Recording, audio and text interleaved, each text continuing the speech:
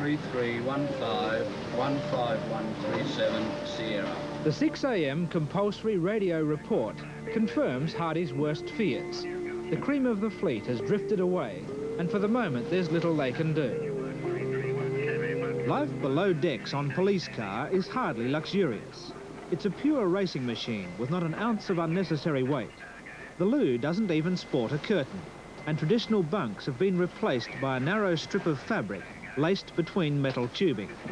And James Gilbert Hardy, fourth-generation gentleman, is content to sleep in conditions like those of the First Fleet convicts, who were also bound for Botany Bay 200 years before him.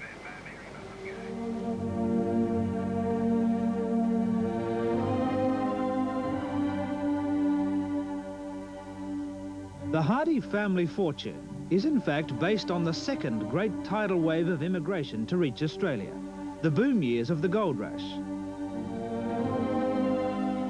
Thomas Hardy, a Devonshire farm labourer, was just 20 when he arrived in the colony of South Australia in August 1850.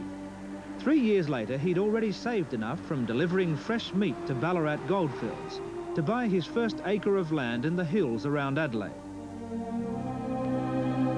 Today, the Tintara Vineyards at McLaren Vale are still the spiritual home of the company, although its interests now spread from Western Australia to New South Wales.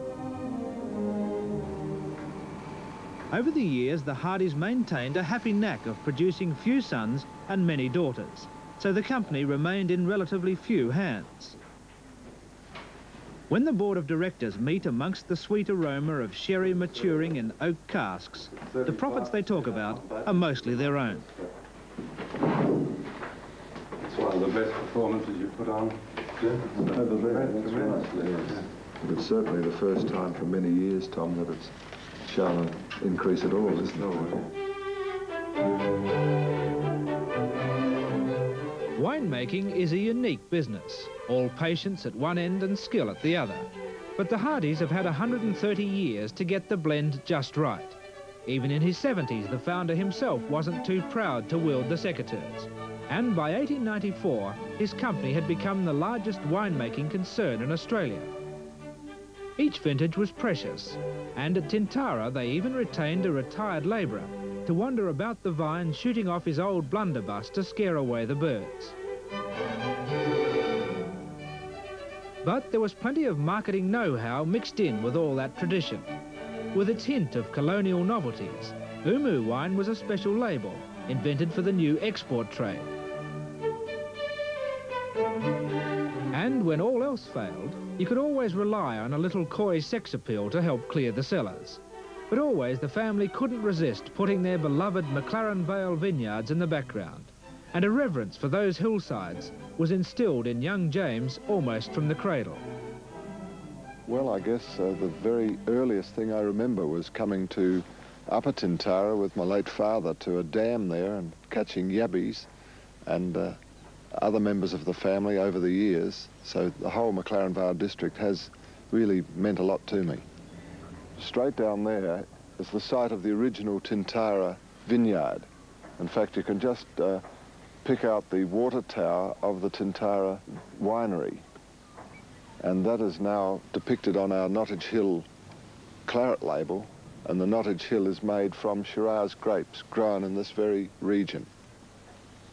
I've been told the Hardys only really make enough and bottle enough champagne for themselves. Is there any truth to that? Well, we certainly could sell more if we made more. We'd probably have to promote it and let more people know, but those that know that we do make a classic bottle-fermented champagne, they're very happy about it, and we, the family, we've always enjoyed it. Okay, fine. The Hardys mustn't only drink their wine, but be seen drinking it. Well, I hope you come first or second, yeah? Yeah, it's first this year. First this year, you reckon? Positive mental attitude. I hope, yeah. Shortly before his departure for Newport, Jim enlists the cheeky assistance of wine buff Len Evans to help promote a special line of America's Cup bottlings. Well, Jim, I congratulate this one. For $1.80, that would be about the best $1.80's worth I've had this year. In fact, I think it's the only $1.80's worth I've had this year. Okay.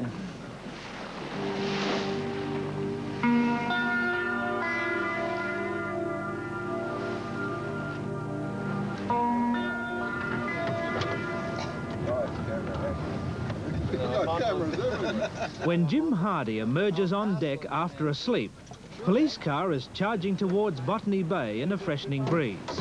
The crew's hopes of a good placing have rekindled. Where's Shogun? Back there. Oh, well done. They've overtaken 2 boats while Jim was below, and it's time for him to don his famous deerstalker hat before launching a few good-natured broadsides at the leading yachts as they sweep past on their way back up the coast to Sydney. Some rats have made a nest, some flying rats have made a nest in this spinnaker while you're passing away. Bloody Norman, how did he get up there? The Captain Cook buoy is literally a stone's throw from the historic landing place at Kurnell, and rounding the small red beacon the quickest way is a job for the old master. Back on the helm now, Jim spins police car in a smooth arc, while the foredeck team race to set the spinnaker for the 12-mile run back to the heads. Right out, right out.